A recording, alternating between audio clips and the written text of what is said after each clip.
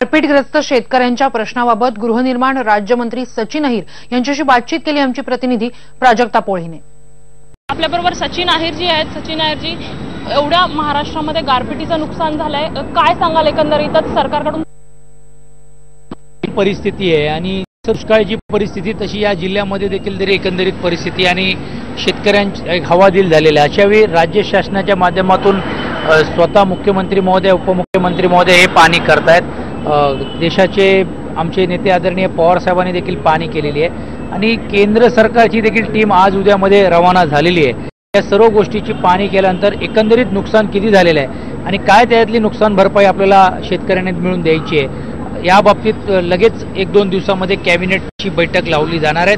आचारसंहिता मध्ये येता कोड ऑफ कंडक्टचा देखील याच्यामध्ये जे कायदेशीर बाब तपासून पाहून माननीय जे असलेल्या इलेक्शन कमिशनरकडे त्याची परवानगी घेऊन सर्व लोकांना दिलासा देणारा पॅकेज देण्याची भूमिका राज्य सरकारची राहणार आहे। 2 शेतकऱ्यांनी आत्महत्या केलेली आहे, इतरही काही शेतकरी आहेत त्यांना हार्ट अटॅक आलेला आहे। ही सरकारी हत्या आहे असं वाटत नाही का? ही नैसर्गिक दुर्दैवाने झालेली घटना आहे, परंतु मी आपल्या टीव्हीच्या माध्यमातून आवाहन करीन की अशा कुठच्याही प्रकारे हताश होता कामा नाही।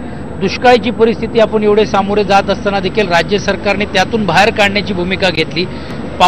पाऊस नसल्यामुळे पाणी नव्हती आणि ही अवस्था देखील नैसर्गिक आपत्तीमध्ये आपण ज्यावेळी त्यावेळी मात करू शकलो तीच परिस्थिती यावेळी देखील निर्माण झालेली आहे आणि म्हणून तो दिलासा निश्चितपणे राज्य सरकार म्हणून देईल आणि म्हणून मी आवाहन करीन की अशा कुठल्याही गोष्टीची घटना दुर्दैवाने होता कामा नये। मदत जशी तुम्ही म्हणताय की जाहीर केली जाईल, ती मदत शेतकऱ्यांपर्यंत पोहोचणार का अशी ग्वाही तुम्ही द्याल? 100% पोहोचणार आहे आणि आपण बघा दुष्काळामध्ये या राज्यामध्ये अनेक दुष्काळ आपण पाहिलेले आहेत, परंतु या दुष्काळ ही पण अत्यंत भयानक 30-40-50 वर्षामध्ये दुष्काळ झाला नसेल, ती दुष्काळाची परिस्थिती झाली, पण राज्य सरकारने समर्थपणे गेलेली आहेत। आज लोकांची कुठल्याही प्रकारची तक्रार राहिली नाही। तीच परिस्थिती या गारपीटच्या बद्दल देखील समर्थ रीतीने आम्ही याला सामोरे जाऊ, लोकांचे प्रश्न समजून घेऊ आणि त्यांना दिलासा देण्याचं काम। 2 वर्षापूर्वी जी गारपीट झाली होती त्याची मदत अद्यापही शेतकऱ्यांना मिळाली नाही असं त्यांचं।